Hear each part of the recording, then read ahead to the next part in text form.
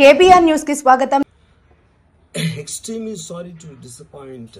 అంటే ఇప్పుడు ఉనికిపోతున్నాను మంచం కింద కూర్చొని ఏడుస్తున్నాను అని అందరూ what ever the media speculating వాళ్ళందరికీ చిన్న డిసప్పాయింట్మెంట్ ఉండొచ్చు వీడియో.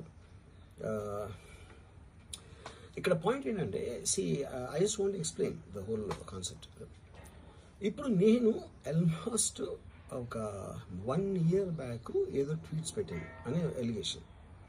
ఆ ట్వీట్స్ ఎవరో మనోభావాలు దెబ్బతిన్నాయి. ఇక్కడ విచిత్రం ఏంటంటే 1 year బ్యాక్ పెట్టిన ట్వీట్స్ 4 డిఫరెంట్ ప్లేసెస్లో 4 డిఫరెంట్ జ్యూరిస్డిక్షన్స్లో 4కి ఒకే 3-4 రోజుల వ్యవధిలో వాళ్ళ మనోభావాలు దెబ్బతిన్నాయి. వాళ్ళు ఆ పరంగా కంప్లైంట్ ఇవ్వడం, కేసులు పెట్టడం జరిగింది.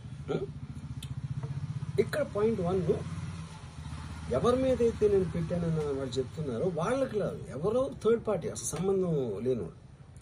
ఆ కాంటెక్స్ట్లో అసలు ఈ కేసు ఎలాగా, ఈ సెక్షన్స్ ఎలా వర్తిస్తాయి అనేది అప్పుడు ఆబ్వియస్గా నాకు వచ్చే అనుమానం కానీ, నాకు కానీ నా మనుషులు కానీ, ఇది ఒక పర్సిక్యూషన్ చేయటానికి ఒక పద్ధతి ప్రకారం ఉన్న అలౌబుల్ లాస్ని వాడుతున్నారా, లేకపోతే ఇప్పుడు వరల్డ్ ఓవర్ ఒక ఫినామినా ఏం జరుగుతుందంటే పొలిటికల్ పార్టీస్ వాళ్ళు they are weaponizing the systems of the police. అది అమెరికాలో జరుగుతుంది, యూరోప్లో జరుగుతుంది, ఇక్కడ కూడా జరుగుతుంది.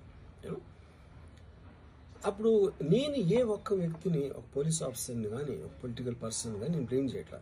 I think it happens in certain ఒక ఏమంటారు దాన్ని, ఒక వే. అది అందరూ కూడా ఎంతో కొంత అది చేయటానికి టెంప్టేషన్ ఉండొచ్చు.